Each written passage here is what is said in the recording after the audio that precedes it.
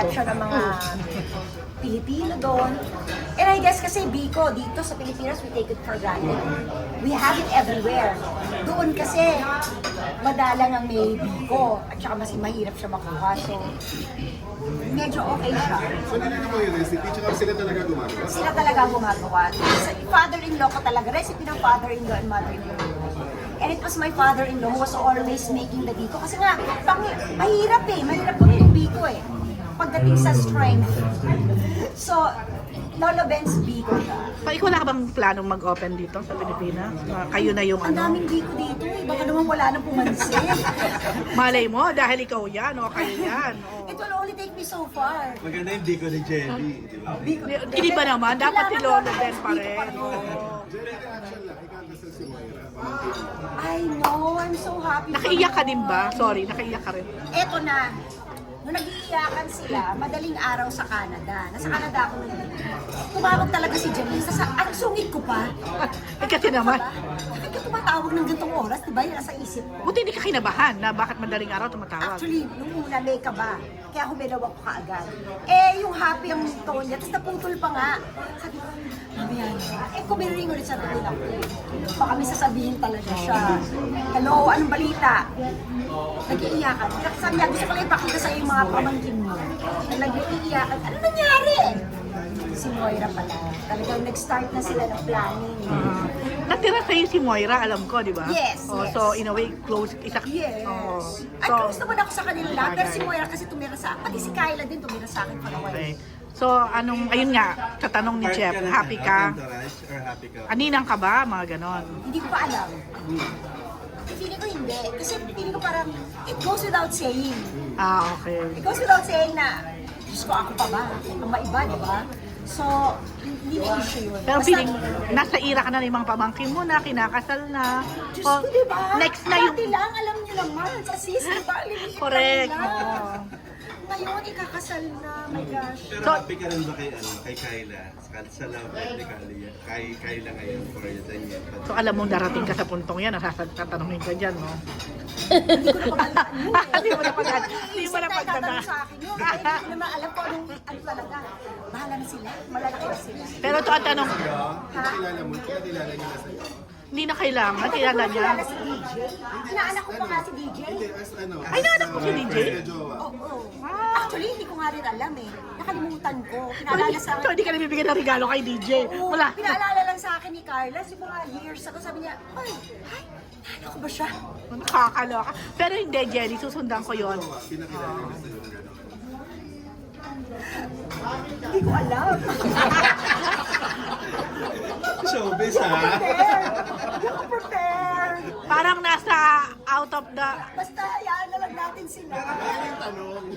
Pero happy ka talaga for Kyla. Happy ako for all my pamangkin. Hindi, Jelly, actually, ito ang tanong ko. Ito ang tanong ko kasi isa ka din sa tinatanong about Katniel nung nag-break. Kasi coming from Too Good to Be True. Tapos, syempre, ano yung ikaw? anak-anakan ko kasi Correct. sikat. So, ano yung honest feeling mo na after fast forward, ay, ang pamangking ko na pala at saka si Hindi ko alam DJ. yan. Wala akong alam yan. Hindi lang, pero ikaw, ano yung honest feeling mo? Na, nung syempre, nababalitaan mo naman, yung tingin sa akin ng lola mo, yun na, balitaan mo naman, anong... Wala akong alam. Hindi mo bagay! Hindi mo bagay! Alam mo, hindi ko naisip to. Gusto mo pa ma-interview pala.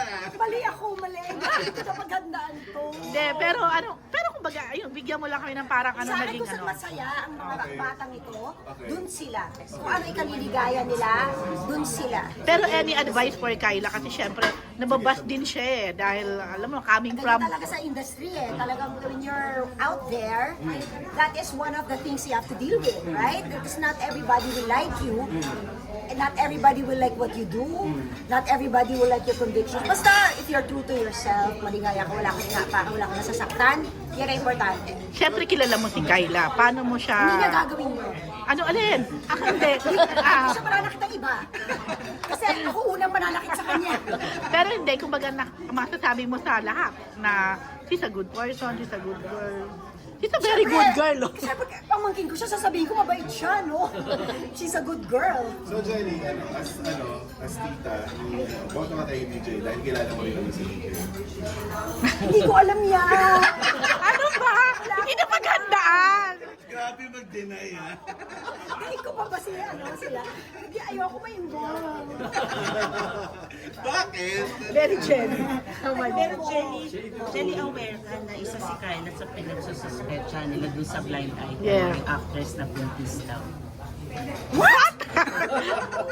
Hindi yan! Hindi totoo yan! Hindi ko na Ayan, alam pwede yan. mo i-deny. Kasi, kumbaga, malalaman mo yan kung totoo Siyempre, agad. malalaman Oo. ko yun. Tinawagan ako ni James de Belen. Correct, correct, di ba? Walang ganun. Walang ganun. Grabe naman. Bakit ganun? Grabe yung mga blind items. Napaka-toxic. Dati kayo lang yung gumagawa ng ganun, di ba? Oh, iba na ngayon. Marami Iba na. ngayon. Netizens na. Actually, hindi nyo na kailangan. Actually, correct. Kami na pumipick up na gagawin nila. But, ayun na nga. O yun. Tayo yung may na reaction. Oo, di ba? Iba na talaga. Oh, yun Walang na. ganun. Oh, but anyway, ira na nga sabi ko na, ira na kinakasal na yung mga pamangkin mo. Yes. Ira na rin na yung dalawang anak mo ay most likely. Ready ka na ba? Hindi pa, matagal pa yan kasi hindi pa sila ready talaga eh. And with living there, they're more aware of how life is. Iba yung buhay din talaga, iba yung buhay dito. And judging from how they speak and how they live, alam nilang hindi sila handa. So hindi nila, kahit na may mga, syempre may mga girlfriends sila, okay lang naman yun. But I don't think they're, wala sa kanila, pero feeling ko parang wala sila sa kanila. Okay, babalik ako dito. Kumusta naman tong, sabi niya, ay salamat. Ano tong film na to? Anong role mo dito? Yan. Okay. Siguro mamaya ito. Of course, parang reunion nyo din nila Direct Louie, di ba? It's actually parang ibang genre siya. Sa usual na rom-com or drama. It's Parang thriller siya, parang may medyo pagka-suspense thriller siya. nila. It's a thriller and syempre excited ako kasi first time ko makakatrabaho si Direct Louie na hindi variety show. So first time ko siya makakatrabaho na artista ako, hindi host. Oo, acting naman to. Oo. Acting naman to, medyo serious. And you're not gonna see the bubbly me. It's gonna be parang different. Ano ka ba, nasa side na medyo nananakot o ikaw yung may... Ano ka ba? Sino ba? Lahat yan. Lahat. Ay, maalamin natin ngayon. Oo, malalaman niyo mamaya. O hindi ko alam kung anong sasabihin ko. Kaya naman. First time mo bang gumawa ng horror? Hindi. No, For a long no. time. Kailan, when was the last time you did? Diyos ko in the 90s. Oo, correct. Gumagawa In the yan. 90s. Yun na, okay. O, yun na.